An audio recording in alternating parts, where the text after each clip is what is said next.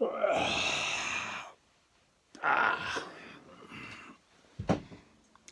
Elephant's Child by Rudyard Kipling. In the high and far off times, the elephant, oh best beloved, had no trunk. He only had a blackish, bulgy nose, as big as a boot, that he could wriggle about from side to side. But he couldn't pick up things with it. But there was one elephant, a new elephant, an elephant's child, who was full of insatiable curiosity. And that means he liked to ask ever so many questions. And he lived in Africa. And he filled all Africa with his satiable curiosities. He asked his tall aunt, the ostrich, why her tail feathers grew just so. And his tall aunt, the ostrich, spanked him. She spanked him with a hard claw. He asked his tall uncle, the giraffe, what made his skin spotty. And his tall uncle, the giraffe, spanked him with his hard hoof. And he was still full of satiable curiosity. He asked his broad aunt, the hippopotamus, why her eyes were red. And his broad aunt, the hippopotamus, spanked him with her broad hoof. And he asked his hairy uncle, the baboon, why melons tasted just so. And his hairy uncle, the baboon, spanked him with his hairy paw. And still he was full of satiable curiosity. He asked questions about everything he saw, or heard, or felt, or smelt, or touched, and all his uncles and his aunts spanked him. And he was still full of curiosity. One fine morning, in the middle of the precession of the equinoxes, this satiable elephant's child asked a new fine question that he'd never asked anybody before. He asked, what does the crocodile have for dinner? Everybody went, hush, looked at each other in a loud and fretful tone, and they spanked him immediately and directly without stopping, and for a long time. By and by, when that was finished, he came upon Colo bird sitting in the middle of a wait-a-bit thorn bush, and he said, my father has spanked me, and my mother has spanked me. All my aunts and uncles have spanked me for my satiable curiosity. And I still want to know what the crocodile has for dinner. The Colo bird said with a mournful cry, go to the banks of the great grey-green, greasy Limpopo River, all set about with fever trees, and find out.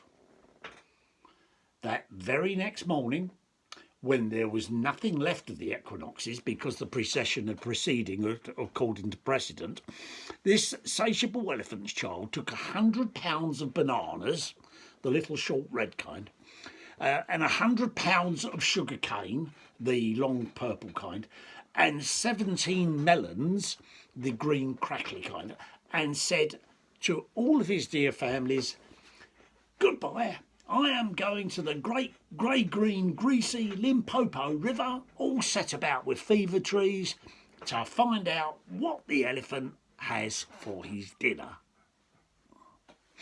And they all spanked him. Once more, and they spanked him once more for luck, though he asked them politely to stop. Then he went away, a little warm, but not at all astonished, eating melons and throwing the rind about because he couldn't pick it up. He went from Groundstown to Kimberley, and from Kimberley to Calmer's Country, and from Calmer's Country he went east by north, eating melons all the time, till at last he came to the banks of the great grey-green, greasy Limpopo River, all set about with fever trees, precisely as Colo Colo Bird had said. Now, you must know and understand, O best beloved, that until that very week and day and hour and minute, this satiable elephant had never seen a crocodile and did not know what one looked like. It was all his satiable curiosity. The first thing he found was a bi-coloured python rock snake curled around a rock. "Excuse me," said the elephant's child most politely, "but have you seen such a thing as a crocodile in these promiscuous parts?" "Have I seen a crocodile?" said the bi-coloured python rock snake in a voice of dreadful scorn. "What will you ask me for next?" "Excuse me," says the elephant's child, "but could you kindly tell me what he has for dinner?" Then the bi-coloured python rock snake uncoiled himself very quickly from the rock and spanked the elephant's child with his scalesome, flailsome tail. "That is odd," said the elephant's child, "because my father and my mother and my uncle and my aunt, not to mention my other aunt, the hippopotamus, and my other uncle, the baboon, they've all spanked me for my satiable curiosity, and I suppose this is the same thing." So he said goodbye very politely to the bi-coloured python rock snake and helped to coil him up again on the rock, and went on, a little warm, but not at all astonished, eating melons, not throwing the rind about because he couldn't pick it up, until he trod on what he thought was a great big log.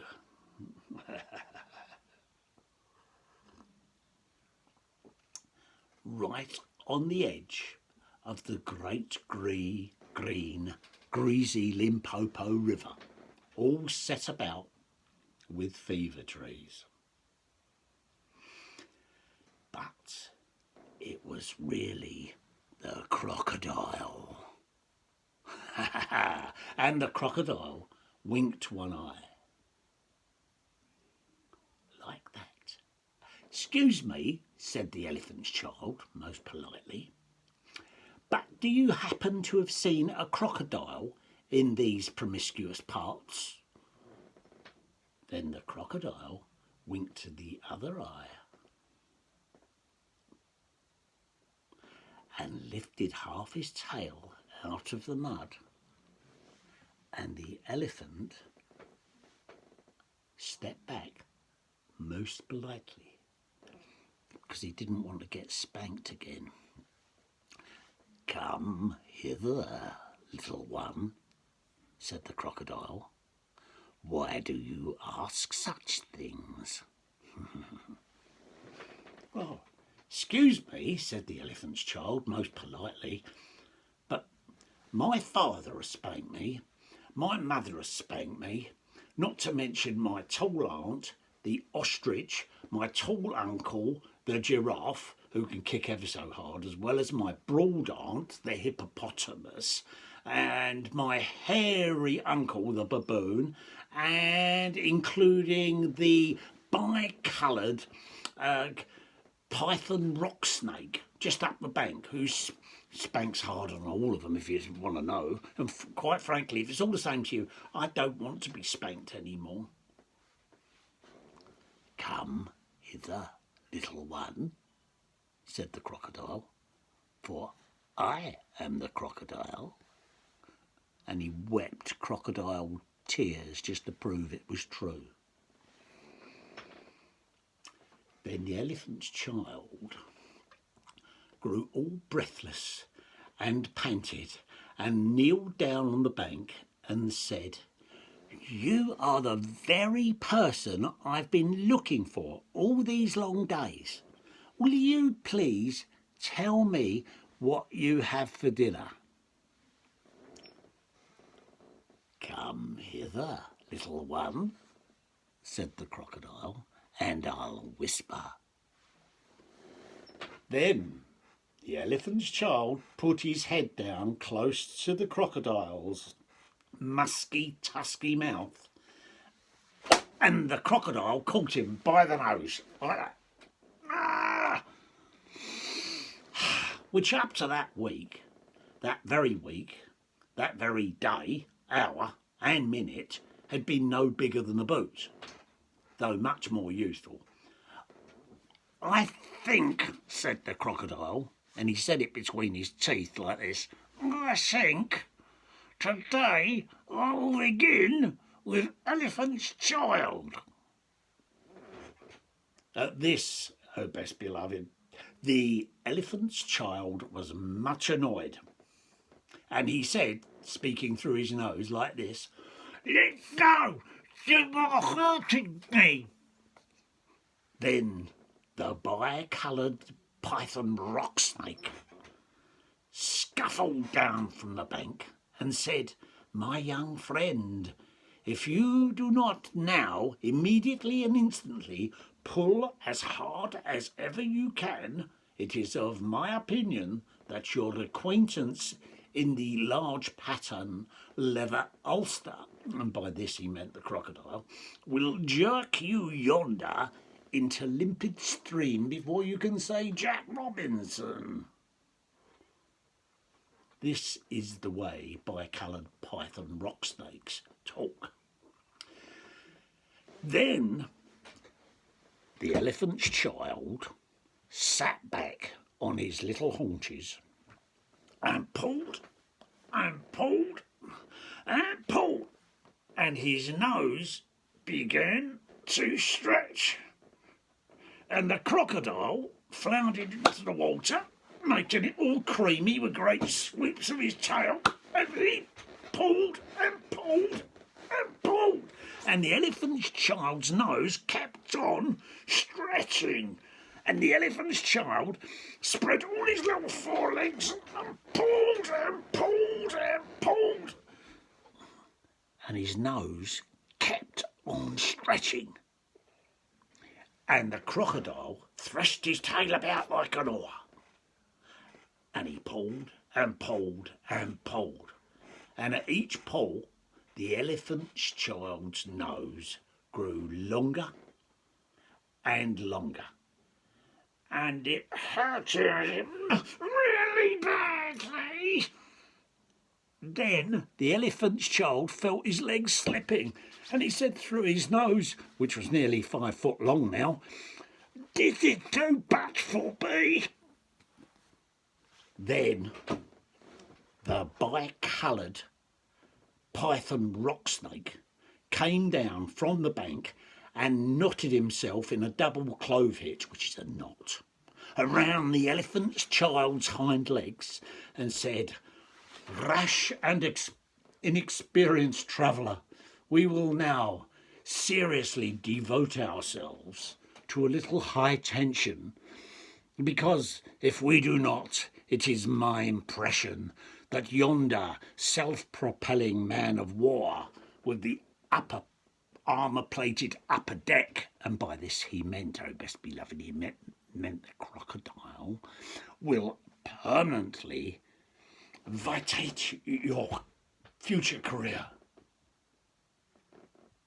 That is the way all bicoloured python rock snakes always talk. Don't blame me. So, he pulled, and the elephant's child pulled, and the crocodile pulled. But the elephant's child and the bicoloured python rock snake pulled hardest. And at last, the crocodile let go of the elephant's child nose with a plop that you could hear all the way up and down the Limpopo. Then the elephant's child sat down most hard and sudden. But first he was very careful to say thank you to the bicoloured python rock snake. And next he was kind to his poor pulled nose, and he wrapped it all up in cool banana leaves, and he hung it in the great grey-green, greasy Limpopo River to cool. "What are you doing that for?" said the bicoloured python rock snake. "Excuse me," said the elephant's child, "but my nose is badly out of shape, and I'm waiting for it to shrink." "Then you'll have to wait a long time," said the bicoloured python rock snake. "Some people do not know what's good for them." The elephant's child sat there for 3 days waiting for his nose to shrink, but it never grew any shorter. And beside, it made him squint. For, oh best beloved, you will see and understand that the crocodile had pulled it out into a really truly trunk, same as all the elephants have today.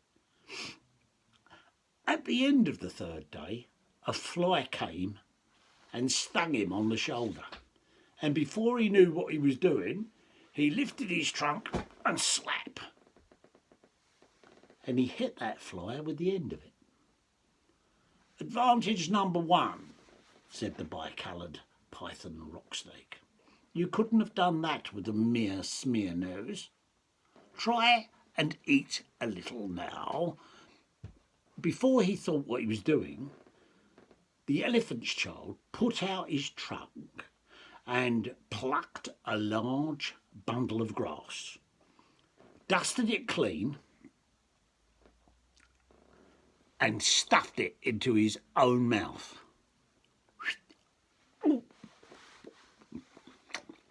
"Advantage number 2, said the bicoloured python rock snake. "You couldn't have done that with a mere smear nose. Don't you think the sun is very hot here?" "It is," said the elephant's child, and before he thought what he was doing, he slooped up a sloop of mud from the banks of the great grey-green greasy Limpopo, and he slapped it on his head where it made a cool, slippy, sloppy, sloppy, slappy, sloopy mudcap, all trickly behind the ears. "Vantage number 3, said the bicoloured python rock snake. "You couldn't have done that with a mere smear nose. Now, how do you feel about being spanked again?" "Oh, excuse me," said the elephant's child, "but I should not like it at all." "How would you like to spank somebody?" said the bicoloured python rock snake.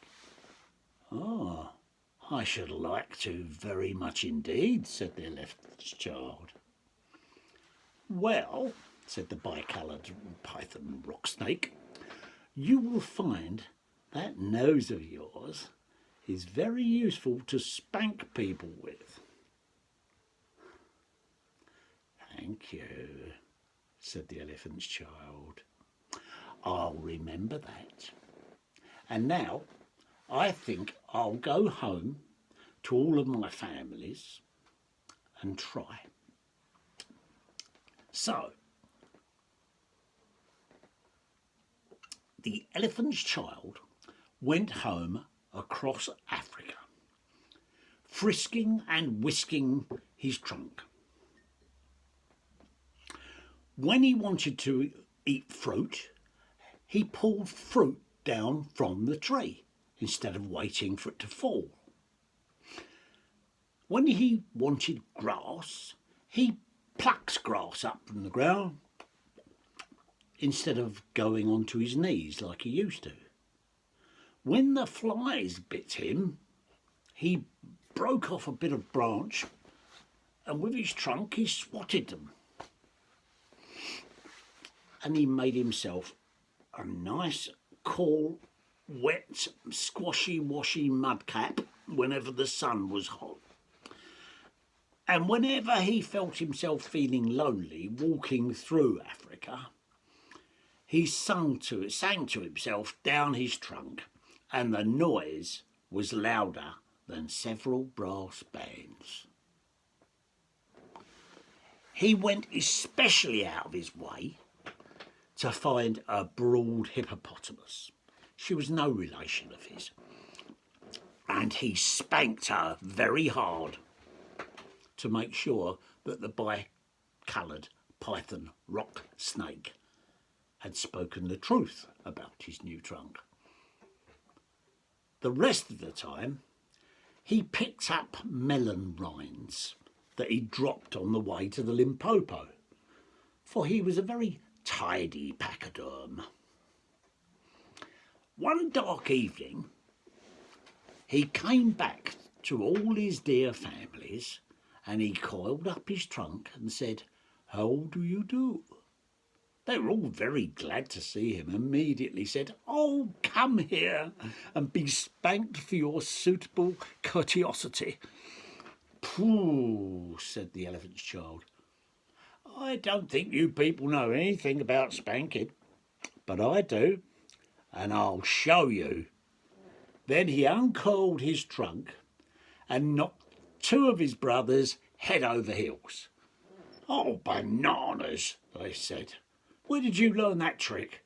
And what have you done to your nose?"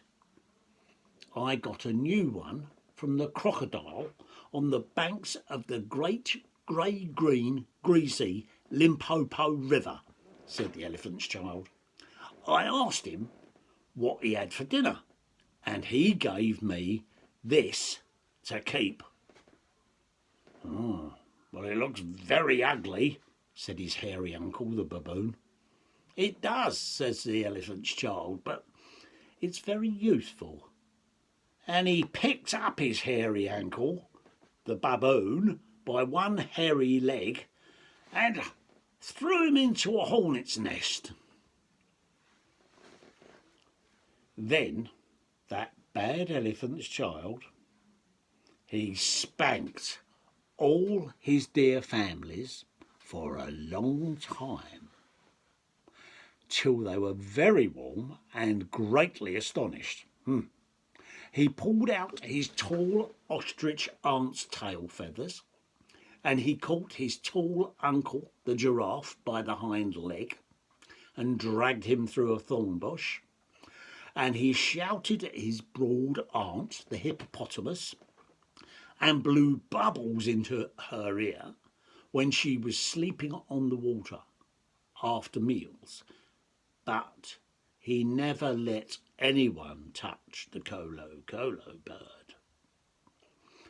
At last, things grew so exciting that his dear families went off one by one in a hurry to the banks of the great grey-green, greasy Limpopo River, all set about with fever trees, to borrow new noses from the crocodile. When they came back, nobody ever spanked anybody else ever again. And since that day, my best beloved, all the elephants you will ever see, and all the ones that you will never see, have trunks precisely like the trunk of the satiable elephant's child.